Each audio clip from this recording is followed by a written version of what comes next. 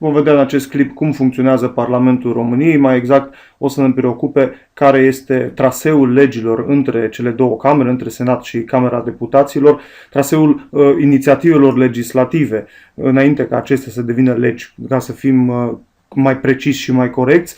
Aici am luat un articol din Constituția României care definește care e rolul Parlamentului. Parlamentul este organul reprezentativ suprem al poporului român și unica autoritate legiuitoare a țării. Asta, cu alte cuvinte, nu putem avea legi care să aibă efect asupra vieților noastre de cetățenii României dacă acestea nu au fost discutate și aprobate la un moment dat de către Parlament, sau, dacă vreți să interpretăm altfel acest articol, orice reglementare cu titlu de lege din România trebuie să ajungă la un moment dat prin Parlament. Numai Parlamentul poate să hotărască dacă acea reglementare va deveni lege sau nu. Haideți să vedem mai întâi cine poate să propună inițiative legislative, așa se numesc oficial legile, înainte ca ele să devină efectiv legi, înainte ca ele să fie aprobate de către Parlament și să parcurgă tot circuitul legislativ. Aici jos am pus o poză cu Palatul Victoria, unde și are sediu guvernul, și guvernul ar fi o direcție din care pot să vină inițiativele legislative, caz în care, dacă guvernul propune inițiative legislative, aceasta se numește proiect de lege. Așa, proiect de lege. Acum, sigur, pe la televizor auzim toată ziua vorbindu-se despre proiecte de legi, dar nu neapărat toate care auzim acolo au fost propuse de guvern. Dar asta e bine să știm, că oficial inițiativele legislative care vin dinspre guvern se numesc proiecte de lege. Mai pot să pună inițiative legislative de asemenea și parlamentarii. Lor le este cel mai la îndemână, fie ei senatori sau membri ai Camerei Deputaților, pe durata mandatului lor de 4 ani, cât timp noi ca și cetățeni am trimis ca reprezentanți ai noștri acolo în Parlament, ei pot să aibă inițiative legislative. Pot singuri sau să se adune mai mulți să susțină o inițiativă legislativă și în felul ăsta intră acea legislativă în dezbaterea colegilor lor din restul Parlamentului. De asemenea, vedeți aici scris cetățenii pot și ei să aibă inițiative legislative. Pentru cetățeni, în schimb, lucrurile sunt un pic mai complicate. Mai întâi că trebuie să se adune minim 100.000 de susținători pentru o inițiativă legislativă. Susținători, asta se traduce prin semnături. De asemenea, astea 100.000 de semnături trebuie să provină din cel puțin un sfert din județele țării. Asta, dacă luăm în calcul și municipiul București, înseamnă că trebuie adunate 100.000 de semnături din minim 10 județe. Și de asemenea mai există o regulă că trebuie să se adune minim 5.000 de semnături din fiecare județ, deci nu merge că, de exemplu, județul Timiș, Arad și Cluj adună 70.000 din acest minim și restul, care mai ar fi la cele 10, adună cât a mai rămas, 30.000. Deci trebuie să fie un minim de 5.000 din fiecare județ. Bun, odată ajuns aici, la faza de inițiativă legislativă, aceasta trebuie să intre în dezbaterea Parlamentului. Primește mai întâi o aprobare din partea Consiliului Legislativ, ăsta e un Consiliu permanent al Parlamentului, care are grijă să nu se încalece legile, deci nu are rost să dezbată Parlamentul o inițiativă legislativă pentru o viitoare lege care deja o avem. Cu asta se ocupă Consiliul Legislativ, e un organism permanent al Parlamentului. Dar, odată trecut de acest Consiliu, inițiativa trebuie să intre în dezbaterea uneia dintre cele două camere. Parlamentul României e un parlament bicameral cu două camere, dar ambele camere au puteri cam egale. O lege nu poate să fie aprobată dacă nu primește aprobarea atât a Senatului cât și a Camerei Deputaților. Întrebarea se pune unde intră mai întâi în dezbatere. Aparent ar intra la Senat, fiindcă Senatul se numește și Cameră Superioară, iar Camera Deputaților Cameră Inferioară. Dar asta nu are nicio relevanță în alegere. Mergem din nou la Constituția României, am scos aici articolul 75, care vorbește despre sesizarea camerelor. Asta e ceea ce ne preocupă acum. Care este prima cameră sesizată? Adică, respectiv, care este camera unde merge prima oară să fie dezbătută legea. Și articolul 75 nu este foarte clar. Spune aici, se supun spre dezbatere și adoptarea Camerei Deputaților ca primă cameră sesizată proiecte de legi și propuneri legislative pentru ratificarea tratatelor sau altor acorduri internaționale și a măsurilor legislative ce rezultă din aplicarea acestor tratate sau acorduri.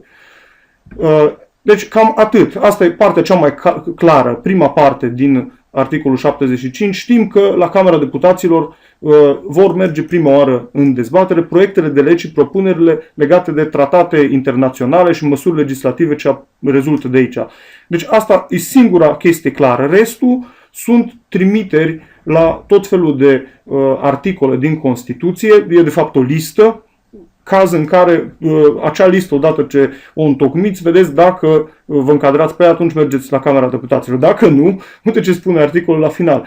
Deci ce rămâne, după ce scădem Camera Deputaților, celelalte proiecte de legi sau propuneri legislative se supun dezbaterii și adoptării ca primă cameră sesizată Senat. Deci, practic, ce rămâne pe listă ar intra la Senat. Deci, tocmai fiindcă nu e clar acest articol din Constituție, foarte mulți parlamentari și astăzi, când doresc să pună o inițiativă legislativă, și vă atrag atenția, vorbim de parlamentari, deci oamenii care cu asta se ocupă toată ziua, fiindcă 4 ani cu asta se ocupă acolo în Parlament, să facă legi, să voteze legi. Deci când un parlamentar vrea să pună o inițiativă legislativă, în general se consultă cu seniorii din grupurile lor, cu oamenii care sunt mai în vârstă, parlamentari care au prins mai multe mandate și într-un final ajung la această listă din Constituție, unde consultă listele și în felul ăsta decid dacă își vor pune inițiativa mai întâi la Senat sau la Camera Deputaților.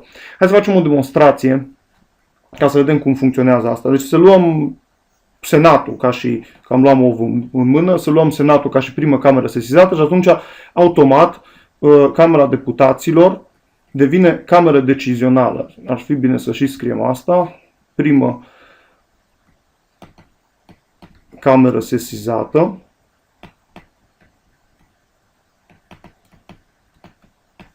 Da? Și atunci a doua cameră, camera, în cazul nostru la demonstrație, ar fi cameră decizională. Nu mai încape acolo, scriu aici.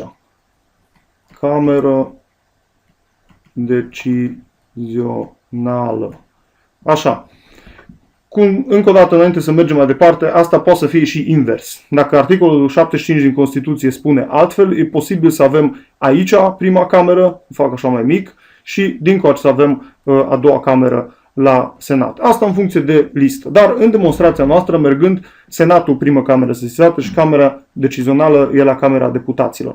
Ce înseamnă asta? Înseamnă că la prima cameră sesizată, în termen de 45 de zile, sau 60 de zile pentru legile mai speciale, legea trebuie să primească o rezoluție, trebuie să întâmple ceva cu ea. Senatul trebuie să spună dacă legea e în ordine, atunci va merge la următoarea cameră, la Camera Deputaților în cazul ăsta, sau dacă nu, atunci oricum va merge la următoarea cameră și o să vedem mai târziu ce se întâmplă cu ea.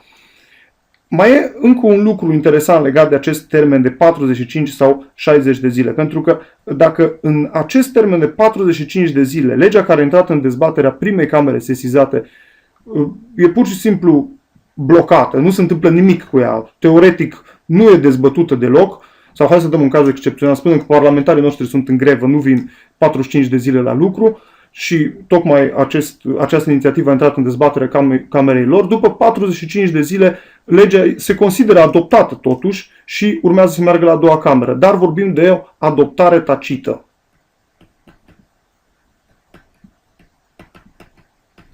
Chestia asta cu adoptarea tacită a fost introdusă în Constituția din 2003 pentru a urgenta oarecum pentru a mări viteza cu care legile ies din Parlamentul României. Era o lălăială și până atunci, dura foarte mult până când aveam niște legi care efectiv au fost dezbătute în Parlament și s-a dorit prin aceasta să se urgenteze un pic procesul legislativ. Dar a avut ca efect și aceste adoptări tacite. Deci prevederea asta în Constituție a dus la aceste adoptări tacite, care sunt foarte multe în zilele noastre. Parlamentarii de la prima cameră, dacă din diferite motive nu ajung să dea o rezoluție, să o treacă prin comisii, să o dezbată în plen și să o voteze în plen, legea merge oricum la Camera Decizională, unde se întâmplă un alt fenomen interesant.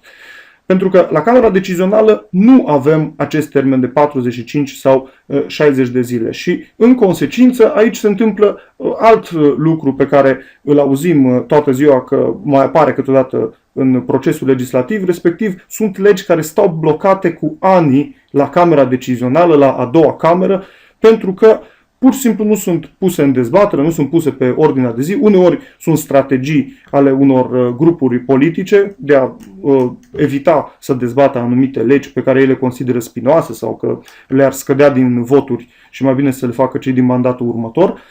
Dar, neexistând acest termen, sunt legi care pot să stea cu ani în Camera Decizională și ăsta e motivul pentru care procesul nostru legislativ nu s-a urgentat deloc. Pe de altă parte, dacă ar fi existat acest termen și la Camera Decizională, atunci s-ar fi întâmplat ceea ce nu-și dorește nimeni. Am fi avut legi care la ambele camere ar fi trecut prin adoptare tacită și în felul acesta ne puteam trezi cu legi care au efect asupra vieților noastre, dar care nu au fost dezbătute deloc de aleșii noștri în Parlament.